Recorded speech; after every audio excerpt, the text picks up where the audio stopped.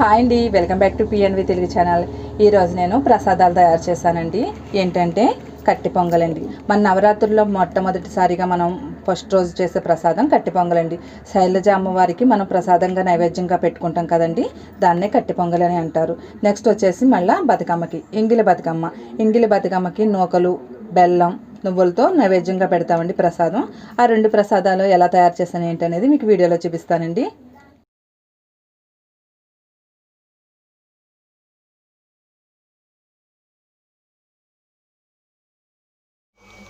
కట్టి పొంగల్ చేస్తున్నానండి. కట్టి పొంగల్కి బియ్యం వచ్చేసి ఒక గ్లాస్ తీసుకున్నాను. ఈ గ్లాస్తో తీసుకున్నాను. బియ్యాన్ని ఒక అరగంట ముందే నానబెట్టానండి. చూసారా, చక్కగా నానిపోయినాయి. బియ్యం కూడా మనం కొంచెం లావుగా ఉన్న బియ్యం తీసుకుంటే ఈ కట్టి పొంగల్ ప్రసాదానికి చాలా బాగుంటుందండి. శుభ్రంగా కడిగి పెట్టేసుకున్నాను. ఇప్పుడు పెసరపప్పు తీసుకుందామండి. పెసరపప్పు కూడా ఇదే గ్లాస్తో తీసుకున్నానండి. ఈ పెసరపప్పుని ఇప్పుడు వేయించుకుందాం. పెసరపప్పు వేగిపోయిందండి. ఇప్పుడు ఈ పెసరపప్పుని శుభ్రంగా వాటర్తో కడిగేసుకుందాం.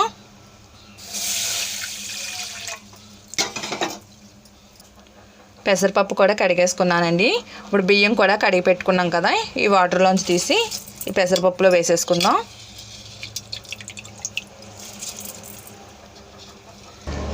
ఇప్పుడు వాటర్ పోసుకుందామండి. ఒక గ్లాసు బియ్యం, ఒక గ్లాసు పెసరపప్పు కాబట్టి 4 గ్లాసులు వాటర్ పడుతుంది.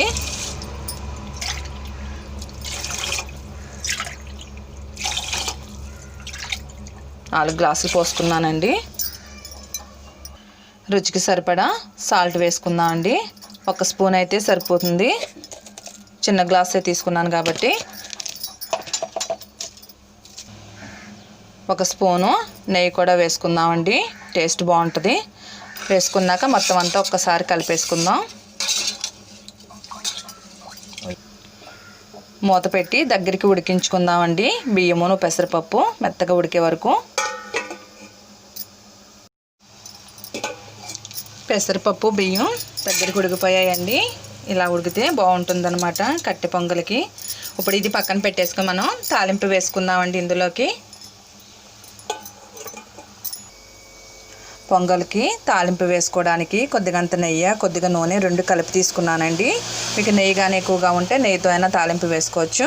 ఈ తాలింపులో ముందుగా అల్లం, సన్నగా తరిగి పెట్టుకున్న అల్లం ముక్కలు వేసుకుందామండి. పచ్చిమిర్చి చిన్న చిన్న ముక్కలుగా చేసుకున్నానండి. పచ్చిమిర్చి కూడా, అలాగే జీలకర్ర 1 స్పూను, జీడిపప్పు పలుకులు, ఎండుమిర్చి 4 వేసుకుందామండి. తాలింపుని వేయించుకుందామండి. కరివేపాకు కూడా వేసి వేయించుకుందామండి. లాస్ట్లో కొద్దిగంత మిరియాలు ఇవి కూడా వేసేసి వేయించుకోవాలి.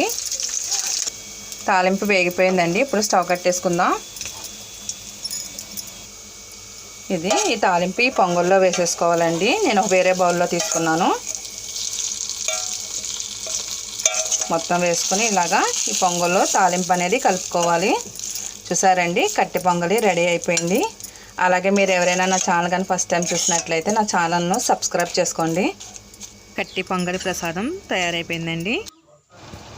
బతుకమ్మకి మొదటి రోజుగా పెట్టే ప్రసాదం అండి ఇది. నూకలను బెల్లమును ఉడికించుకుంటున్నానండి. బెల్లమును నూకలు ఉడికిపోయాయండి. ఇప్పుడు నువ్వులు వేసుకుందామండి. 1 స్పూన్ నువ్వులు వేస్తున్నాను. నువ్వులు వేసి మొత్తం కలుపుకోవాలండి.